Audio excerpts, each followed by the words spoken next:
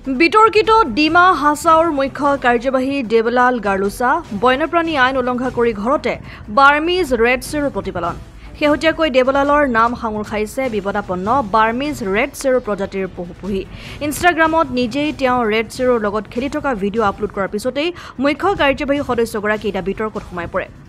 ইফালে এই ভিডিঅ' প্ৰকাশ পোৱাৰ পিছত মাইবাঙৰ প্ৰকৃতিপ্ৰেমী যুৱক জয়বুজ নৈচাই 9 ছেপ্টেম্বৰত বিষয়টো লৈ Maneka Gandhi animal welfare world of India people's for ethical treatment of animal আৰু ৱৰ্ল্ড লাইফ ফাউণ্ডলৈ অভিযোগ দিয়ে 18 ছেপ্টেম্বৰত এনিমেল ৱেলফেয়াৰ বৰ্ড অফ ইণ্ডিয়াৰ প্ৰতিনিধি তপন বৰা হাফলঙলৈ আহিছিল যদিও বন বিভাগৰ কাৰ্যালয়লৈ গৈ দায়িত্ব সামৰিলে হাছাও স্বায়ত্তশাসিত পৰিষদৰ মুখ্য কাৰ্যবাহী সদস্য দেৱলাল গাৰ্লোছাৰ দৰে এগৰাকী দায়িত্বশীল ব্যক্তিয়ে 1972 চনৰ বন্যপ্ৰাণী আইন ভংগ কৰা বিষয়টোক লৈ বিভিন্ন মহলত সৰব চৰ্চা চলিছে এই সন্দৰ্ভত ডিমা হাছাও জিলাৰ মুখ্য বন সংৰক্ষক এল মাৰক প্ৰশ্ন কৰাত তেওঁ কয় যে সেইটো যোৱা বছৰে হাবিত এৰি দিলে বুলি দায় কৰা মন্তব্য ডিএফঅলৈ दायित्व एरी कोनो विशेष मंतव्य करार पर विरोध থাকে अच्छा हम लोग मीडिया में कुछ खबर मिला है तो उसका बारे में हम लोग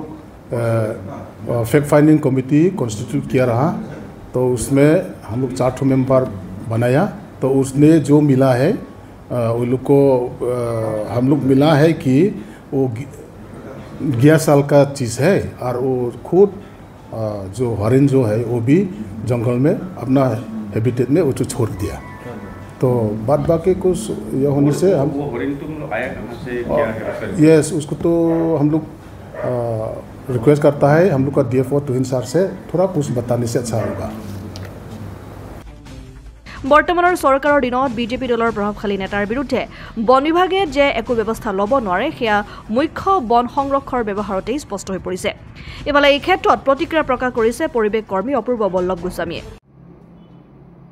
ডিমা হাছাও স্বায়ত্তশাসিত জিলা বিগত দিনকেইটাত এটা ভিডিঅ' ক্লিপক লৈ এক তীব্ৰ প্ৰতিক্ৰিয়াৰ সৃষ্টি হৈছে কিয়নো ডিমা হাছাও স্বায়ত্তশাসিত পৰিষদৰ মুখ্য কাৰ্যবাহী সদস্য দেৱলাল গাৰ্লুছাই এটা বিৰল প্ৰজাতিৰ যিটো বাৰ্মিজ ৰেড চেৰ বুলি কয় পহু আচলতে সেই পহুক লৈ তেওঁ ঘৰত ধেমালি কৰা সেই এটা ভিডিঅ' তেওঁ আপলোড দিছিলে তাক লৈ এতিয়া সৰ্বতে জিলাখনত চৰ্চিত বিষয় হৈ পৰিছে আৰু ইতিমধ্যে মাইবঙৰ এজন প্ৰকৃতিপ্ৰেমীয়ে এই লৈ পিপুলছ ফৰ এনিমেলৰ মেনকা গান্ধীলৈও এই ভিডিঅ' প্ৰেৰণ কৰিছিলে আৰু এক প্ৰতিক্ৰিয়াৰ সৃষ্টি হৈছে যদি এখন স্বায়ত্তশাসিত জিলা পৰিষদৰ মুখ্য কাৰ্যবাহী বিষয়াগৰাকীয়ে যদি এনেকুৱা ধৰণৰ সদস্যগৰাকীয়ে যদি এনেকুৱা ধৰণৰ তেওঁ এই বিৰল প্ৰজাতিৰ বন্যপ্ৰাণীৰ লগত যিটো তেওঁ আচলতে খেলা কৰিছে আৰু এইটো আচলতে বন্যপ্ৰাণী ফৰেষ্ট প্ৰটেকশ্যন এক্ট যদি আমি 1972 চনৰ কওঁ সেই আইনৰ তেওঁ সম্পূৰ্ণ উলংঘা কৰিছে কাৰণ